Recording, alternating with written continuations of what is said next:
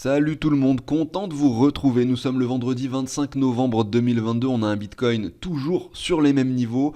On attend de voir si une résolution pourrait être prise, mais comme on l'a expliqué sur la chaîne, ça peut prendre un peu de temps, hein. Regardez le graphique en weekly, on a juste fait un nouveau plus bas que très récemment. Vous voyez que ici par exemple, ça a pris entre le plus bas et la cassure baissière environ 6 mois. Aujourd'hui, on va parler du Binance Coin qui performe à hauteur de 10% sur 7 jours. Il y a une raison à cela et on va voir pourquoi, tout simplement directement sur le site de Binance. Ensuite, on parlera de Ripple et leur token XRP. Il y a du nouveau au niveau de l'affaire judiciaire qui se déroule depuis déjà bien longtemps entre donc Ripple et effectivement la SEC, qui est donc l'organisme de régulation des marchés américains. Ça nous permettra de dériver sur son graphique, son prix et essayer d'analyser un peu ça et voir à quoi est-ce qu'on peut s'attendre à l'avenir. Et ensuite, on va regarder un petit peu le Dogecoin. On va observer son prix par rapport au dollar, par rapport au Bitcoin. On va voir qu'il a une configuration relativement intéressante. C'est un meme coin, c'est pas la crypto-monnaie sur laquelle je vais le plus spéculer. Malgré tout, il faut admettre que son graphique est intéressant. Et ça vaut le coup d'en parler. Ceci étant dit, je vais vous passer la petite introduction. Pensez à l'abonnement, au like si le contenu de cette chaîne vous plaît. Moi, je vous dis à tout de suite.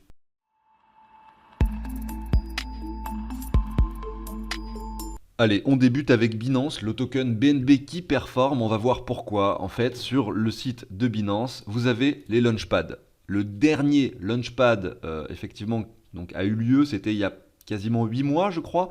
Et il s'agissait de StepN, donc ce Move to Earn très connu, qui c'est même probablement les premiers à avoir créé ce concept de Move to Earn.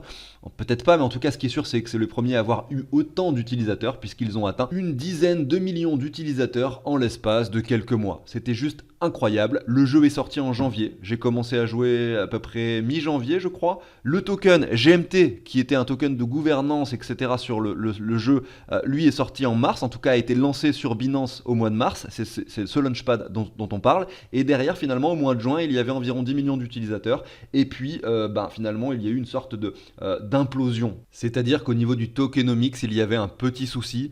Trop d'utilisateurs ont vu de l'intérêt à rejoindre ce jeu, des intérêts financiers derrière, parce que les gains étaient juste énormes. Ça n'a pas été viable dans le temps, effectivement. Il y avait une grosse inflation au niveau de leur NFT. Je ne vais pas rentrer dans les détails, j'ai fait une émission pour ça, je vous invite à la regarder. Ce qui est sûr, c'est que le token GMT a été lancé sur Binance à travers ce launchpad, finalement, au mois de mars. Pour pouvoir y participer, il fallait posséder des BNB donc sur Binance et derrière, effectivement, vous étiez récompensé. Moi, je vais vous dire la vérité.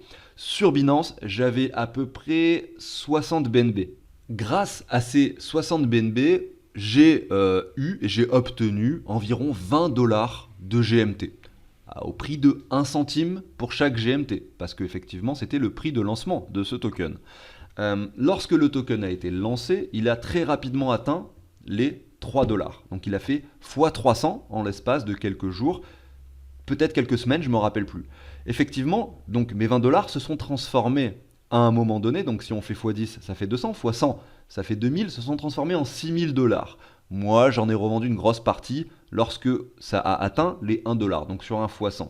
Mais ce que je veux dire, c'est qu'effectivement, c'était quand même assez intéressant, puisque malgré les 20 dollars qui paraissaient très faibles, vu les performances qu'il y a eu, on peut dire que c'était intéressant. Donc tout le monde n'a pas 60 BNB, effectivement, donc en fonction du nombre de BNB, vous allez obtenir plus ou moins de récompenses, donc de la crypto-monnaie en question. Si vous en avez qu'un seul de BNB, par exemple, au lieu d'avoir 20 dollars, vous auriez eu donc du coup 60 fois moins. Mais peu importe, les performances qui ont eu lieu étaient quand même exceptionnelles. Et même avec un seul petit dollar de GMT, vous auriez pu avoir peut-être quasiment 200 ou 300 dollars. Donc vous voyez, c'est quand même extraordinaire. Alors est-ce que ça va être similaire pour le token Hook? J'en ai aucune idée. Je sais juste que ça, c'est un protocole, il y a une application qui est liée à ça, que je vais télécharger, je vais installer, je vais utiliser et je vous ferai un retour dessus la semaine prochaine. Pour pouvoir s'inscrire, il faut attendre encore 5 jours. Et là, vous allez simplement bloquer vos BNB dans ce truc-là pendant 2-3 jours. Je ne sais pas exactement. On va regarder le détail un peu ici de comment ça marche. Et vous allez comprendre également pourquoi le BNB a pris de la valeur, tout simplement. Et pourquoi est-ce que il va rester a priori, je dis bien a priori, ça dépend du marché global bien sûr, mais sur ces niveaux pendant encore une semaine. Et peut-être qu'ensuite il redescendra. C'est comme ça que ça se passe. Ça semble assez logique par rapport au principe que Binance propose ici. Le but, Donc là, on est dans la période de calcul. Donc en fait, pendant 2 jours, eh ben, simplement, ils vont regarder les BNB que vous avez sur Binance pendant ces 2 jours. Admettons que vous ayez 30 BNB, mais seulement sur une seule de ces 2 journées. Eh ben, ils vont vous faire une moyenne de 15 BNB par rapport à votre allocation, par rapport à ce que vous allez pouvoir obtenir effectivement en token Hook. Derrière, eh bien, que cette période de calcul est terminée et qu'effectivement, ils ont bien vérifié que vous aviez pendant une période donnée de temps des Binance Coin sur votre compte Binance, eh bien, derrière, vous allez pouvoir vous inscrire. L'inscription eh bien, débutera, comme je le disais, dans 5 jours et 20 heures. Et là, vous voyez que ça va être assez rapide. Il va falloir donc déposer ces BNB donc, le 1er décembre à 7 heures. Donc je ne sais pas si c'est l'heure française ou si c'est une heure GMT, tout ça, faudra vérifier. Derrière, il y a un calcul qui se fait donc le même jour jusqu'à 10h et à 11h, les tokens sont distribués. Donc il ne faut pas rater le coche pour faire l'inscription, bien sûr, sinon bah, effectivement, vous ne participez pas à ce launchpad. Vous comprenez le principe. Si vous avez, vous, des tokens sur Binance, effectivement, ça serait dommage de ne pas participer à ce launchpad. Vous avez juste donc à effectivement peut-être vous lever tôt ce jour-là pour pouvoir mettre vos BNB et donc sur le launchpad, simplement le faire. Vous récupérez vos BNB juste après. Il n'y a pas de risque là-dessus. Bien sûr, ça vous permet simplement de participer au launchpad et Binance vous distribuera des tokens Hook. Voilà, c'est comme ça que ça fonctionne. Et en fait, c'est la raison pour laquelle le Binance Coin a performé. Vous voyez, la performance du Binance Coin a eu lieu le 23, donc c'était avant-hier. Or, la période de temps où Binance vérifie vos Binance Coin sur votre compte Binance, eh bien, débutait le 24, hier, et jusqu'à ce soir, je crois. Donc, c'est la raison pour laquelle, finalement, c'est la bougie verte, effectivement, où tout le monde s'est rué sur le Binance Coin pour en acheter, bah, finalement, c'était le 23, la journée juste avant. Et ils ont annoncé le launchpad, effectivement, juste avant. C'est pour ça que les personnes n'ont pas pu anticiper leur achat de Binance Coin encore les jours précédents. Voilà, vous avez compris un petit peu l'idée générale, et donc ça justifie la hausse de 10% du token BNB, et ça justifiera probablement la chute ensuite du token BNB, à condition, parce que en fait, les personnes qui ont acheté du BNB juste avant le launchpad et qui souhaitent le revendre les BNB juste après, c'est très difficile. C'est-à-dire que généralement, ça monte très très fort et très vite dès que c'est annoncé. Et donc vous, si vous vouliez acheter du BNB juste pour participer au launchpad, vous avez probablement acheté du BNB vers les 290$. Et derrière, quand le launchpad sera terminé, eh bien, peut-être qu'il y a des gens qui vont vendre leur BNB parce qu'ils avaient acheté du BNB juste pour faire le launchpad, mais ils n'ont pas envie d'être soumis à la spéculation de ce token. Donc ils vont le vendre. Et peut-être que ceux qui l'ont acheté à 290, malheureusement, vont le vendre à 270 juste après, parce que ça risque de chuter directement, et ça va chuter tellement vite, tellement fort, que vous n'allez probablement pas avoir l'opportunité d'être les premiers à revendre au moment où les BNB se débloquent, tout simplement. Donc c'est ça, c'est pour ça que moi je ne joue pas à ce jeu. Moi j'ai mes BNB, je les garde, je participe au launchpad. Je m'amuse pas à spéculer sur cette hausse et sur cette baisse, et à acheter du BNB uniquement pour participer au launchpad. Ceci étant dit, l'influence que ont finalement ce genre de choses sur le prix du BNB est certes important, on le voit, mais c'est pas non plus quelque chose d'extraordinaire quand on regarde le graphique global. Voilà, on est passé de 260 à 290. Finalement, on reste dans cet espace de range, donc au niveau du prix du Binance Coin. Vous voyez, alors je vais essayer de vous mettre ça comme ça, hop. On reste dans cet espace de range que vous avez ici à l'écran, tout simplement. Ici, vous voyez qu'on a également une parallèle qu'on peut dessiner. Et tant qu'on reste dans cet espace, eh bien, il n'y a pas grand-chose à faire sur le Binance Coin. On voit qu'on peut monter sur ce point de résistance, rebondir à la baisse, etc. On attend une cassure vraiment franche d'un côté ou d'un autre pour se dire qu'effectivement, il y a un réel mouvement qui s'opère sur le token. Mais ce n'est pas du tout le cas, et ce n'est pas le launchpad qui va créer ce genre de mouvement. On le voit directement ici sur ce graphique. Donc je vous le répète, je vais télécharger cette application liée à ce protocole et je vais l'essayer. On va pouvoir ensuite en discuter sur la chaîne. On continue avec le token XRP lié à l'entreprise Ripple qui est en conflit judiciaire avec la SEC. Et en fait, la question est de savoir si le token XRP est plutôt un utility token ou si c'est un security token. Dans un des deux cas, eh bien, il serait beaucoup plus réglementé, beaucoup plus régulé par l'organisme financier américain, et dans l'autre, eh bien, effectivement, ça resterait un actif numérique tel qu'on le connaît aujourd'hui, tradable facilement sur plusieurs plateformes, tout simplement. Et donc, sur un article de Contribune qui date de 15 juillet 2022, il est expliqué que le cas d'Ethereum pourrait faire jurisprudence pour définir le statut de Ripple. Et il se trouve qu'en 2018, eh bien, l'ancien directeur de l'agence William Hinman, qui est complètement lié à la SEC, a expliqué grosso modo que l'Ether, malgré sa levée de fonds, eh bien, n'était pas un security token. Donc en fait, ce discours était resté privé aux yeux de la justice, et finalement la justice a décidé que ce discours ne devait pas être considéré comme privé. Et donc, ce discours a été pris en compte dans les décisions de la justice et c'est donc un point gagné pour Ripple. Le procès n'est pas terminé. Et aujourd'hui, enfin, il y a quelques jours, ça date d'il y a 3 jours, le conseiller de la SEC a manqué la date limite pour déposer un mémoire d'amicus curiae dans l'affaire Ripple. Donc, qu'est-ce que ça veut dire? Bien sûr, je n'en avais aucune idée. Et en fait, il s'agit d'une sorte de document qui est écrit par une partie ou par une autre, tout simplement qui va permettre de donner des arguments, de donner des informations en faveur d'un parti, en l'occurrence ici, en faveur de la SEC. Et ce document n'a pas été fourni à la justice à temps. Et donc forcément, c'est un point gagné supplémentaire pour Ripple. D'autant plus que du côté de Ripple, il y a 14 organisations différentes, dont la Chambre des commerces numériques, qui ont déposé des mémoires donc d'amicus curiae en faveur de Ripple. Donc on va dire qu'en fait, regardez sur ce tweet assez marrant, 14 points pour Ripple et 1 point pour la SEC. Je suppose qu'il y a peut-être eu un dossier de déposé. En tout cas, ce qui est sûr, c'est que au niveau de cette affaire, a priori, Ripple se porte plutôt bien en ce moment.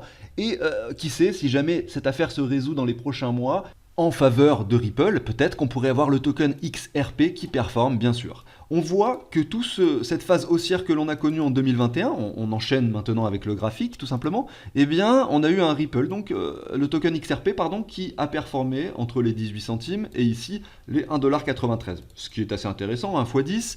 Maintenant, si on regarde son prix par rapport au Bitcoin, vous savez que j'aime bien regarder la résilience que ces cryptos ont effectivement par rapport au marché général global. On voit que cette période de 2020, 2021, 2022 n'a pas été bénéfique pour le Ripple effectivement, puisque elle était coincée dans cette affaire judiciaire qui a commencé avant le bull run, donc c'est-à-dire en 2020 bien sûr. Et pendant ce temps-là, vous voyez que malgré tout, Ripple reste sur un niveau où il y a une hésitation, c'est-à-dire qu'on stagne et qu'on range par rapport au Bitcoin depuis déjà 2 ans. Et on observe que son prix est quand même supérieur à ce qu'il avait été au préalable. Donc on n'est pas sur une crypto-monnaie qui est en train de mourir comme le Litecoin par exemple ou le Dash. J'ai fait des émissions sur ces 2 crypto-monnaies hier il me semble. Effectivement là on est sur quelque chose qui potentiellement est en attente de décision. Et demain, si jamais la décision de la justice est en faveur de Ripple, eh bien peut-être qu'on aura une performance haussière. Sinon, peut-être qu'on restera coincé dans ce range de XRP par rapport au Bitcoin, donc pendant encore longtemps.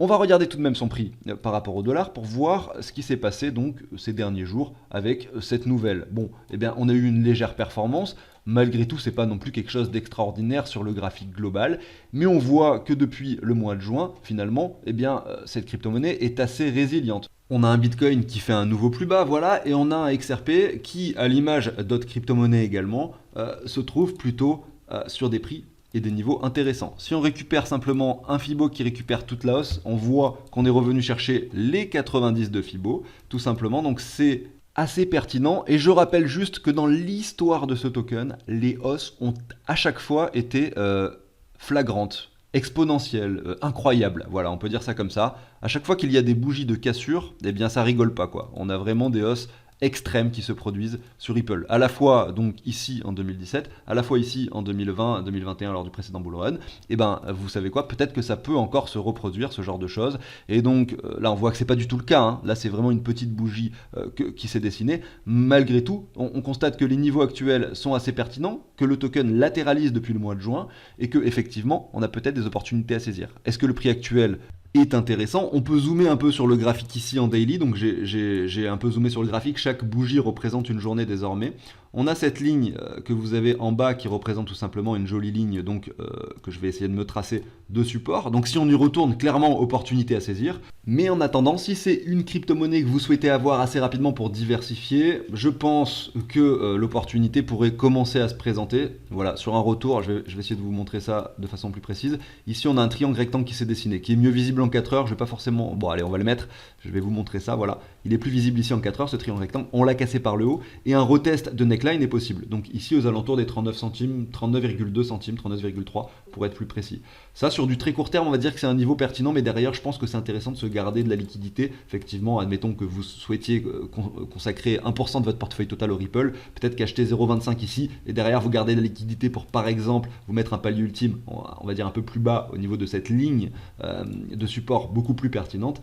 et ben pourquoi pas essayer de jouer le coup, hein, parce qu'on est quand même, on le sait, dans un bear market qui a commencé il n'y a pas si longtemps au niveau de l'industrie des crypto-monnaies, et qu'a priori, la hausse, enfin, sauf événement extraordinaire, eh bien ne devrait pas avoir lieu maintenant, vous le savez. Mais bon, on sait jamais, c'est toujours bien, c'est pour ça que c'est toujours bien d'acheter par palier, parce que vu qu'on n'est jamais sûr de rien, ça permet de limiter la casse. Si je reprends tout simplement ce graphique, et que cette fois-ci, je mets un Fibo, on va essayer de voir quels sont les niveaux qui pourraient être atteints par Ripple, si jamais, voilà, admettons que Ripple remporte le procès, qu'en plus de ça, on a un contexte économique dans l'industrie des cryptos un peu plus favorable, et bien on peut imaginer effectivement, regardez sur ce graphique, un retour dans un premier temps aux 93 centimes, et plus haut, vous avez cette zone de rechargement de short entre les 1,32$ et les 1,60$, ce qui vous ferait par rapport au prix actuel une performance d'approximativement x3. Après, bien sûr, on peut parler des risques. Quel est le risque? Effectivement, c'est que Ripple perde le procès ou autre événement négatif qui pourrait entraîner son prix sur les niveaux qu'il avait ici, finalement, avant Bull Run, entre les 13 et les 20 centimes. Donc, votre investissement Ripple peut également diviser par 2 sans aucun souci. C'est pour ça qu'on limite son risque en consacrant une petite partie. On spécule ici, on fait de l'investissement, on n'est sûr de rien, et je vous donne simplement les objectifs, les niveaux de support, les niveaux de résistance et les prix sur lesquels, moi, effectivement, je consacrerai un billet si je devais investir dans Ripple. On va maintenant regarder le Doge, et ça sera la dernière crypto que je vous passe aujourd'hui. Effectivement, son graphique est intéressant. C'est la raison pour laquelle je souhaite vous le montrer. Alors, on va zoomer un petit peu ici d'abord en hebdomadaire, et la chose intéressante est que déjà c'est une crypto-monnaie qui, contrairement à d'autres, n'est pas sur un déclin exponentiel depuis des années. Je peux vous montrer pour cela son graphique par rapport au Bitcoin. C'est toujours intéressant de faire ça avant d'investir dans quoi que ce soit. Donc on observe que quand même par rapport au Bitcoin, il montre une certaine résilience, notamment depuis donc la semaine du 24 octobre où il a performé quand même à hauteur de 100%. Donc il a doublé sa valeur par rapport au Bitcoin. Ici, donc on était en 2020, avant vraiment que le Doge fasse sa poussée extraordinaire. Il était quand même sur un prix, on va essayer de se matérialiser ça ensemble. Donc je vais me mettre ici, je regarde le prix actuel. Voilà, on était sur un prix environ 28 fois inférieur. Donc cette crypto-monnaie est montée en capitalisation, probablement grâce au coup de pouce de Elon Musk, mais aujourd'hui on voit qu'elle se comporte vraiment très bien. Malgré tout, petit point négatif, c'est que sur ce graphique, donc par rapport au Bitcoin, on voit que la performance était assez extrême ces derniers temps, et donc ça peut nous ramener à la question de savoir si c'est intéressant d'en acheter maintenant ou s'il faut attendre un peu plus longtemps. Par rapport au dollar, le graphique n'est pas similaire, mais c'est vrai que par rapport au Bitcoin, vous avez ça à l'écran, et quand vous reprenez toute la baisse, on voit qu'on est venu chercher les 38,2 au niveau de la mèche, et qu'aujourd'hui, attendez, je vais remettre un Fibo comme ceci, tac, qui récupère cette hausse donc du Doge par rapport au Bitcoin. On a notre zone de rechargement qui est située ici. Donc il ne faudra pas être étonné effectivement si on revient chercher ces niveaux-là qui ont été travaillés, notamment à cet endroit-là. Il n'y a pas vraiment de structure et de W propre, donc on peut imaginer un retour effectivement dans cette zone de rechargement bien sûr, avant une poursuite haussière par la suite. Donc le graphique par rapport au Bitcoin nous dit effectivement qu'il faut se méfier au niveau du Dogecoin sur du court terme. Si on le regarde par rapport au dollar, en revanche, c'est vrai qu'on a des informations plus intéressantes qui nous sont données. Alors après, à vous de voir ce que vous voulez regarder. Moi, j'aime bien faire les deux et prendre mes décisions par rapport aux deux. Ici, on observe tout simplement qu'il y a cette zone qui avait été donc travaillée en février 2021 et que nous sommes revenus sur cette chute du Dogecoin, se stopper également sur cette zone. Donc on peut constater et en déduire que ça, c'est une zone de support pertinente sur laquelle il y a des investisseurs présents pour acheter du Dogecoin. Vous voyez d'ailleurs, on y a fait un petit retour récemment et on est en train de rebondir directement lorsqu'on est dans cette zone. Donc c'est plutôt bon signe.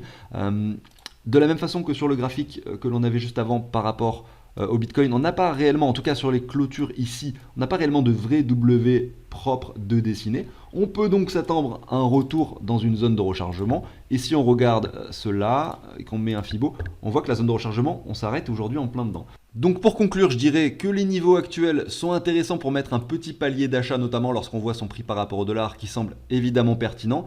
Malgré tout, attention, le graphique par rapport au Bitcoin nous indique que quand même la chute pourrait intervenir. Alors, la chute par rapport au Bitcoin, ça veut dire que si le Bitcoin monte pendant cette période, on pourrait très bien avoir par rapport au dollar une crypto qui ne chute pas forcément plus que maintenant. Donc c'est pour ça que ça dépend avec quoi vous voulez investir. Si vous avez du Bitcoin et que vous achetez vos crypto-monnaies avec du Bitcoin, ça peut être intéressant d'attendre peut-être un peu plus longtemps.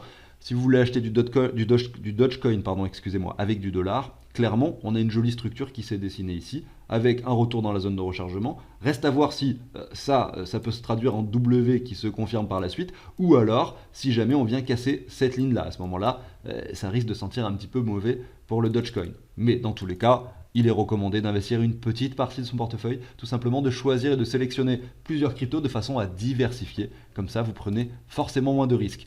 J'en ai fini pour l'émission du jour, j'espère qu'elle vous a plu. N'hésitez pas à vous abonner, à liker si le contenu de cette chaîne vous plaît. Je vous souhaite une excellente journée, je vous dis à très bientôt sur la chaîne. Salut tout le monde!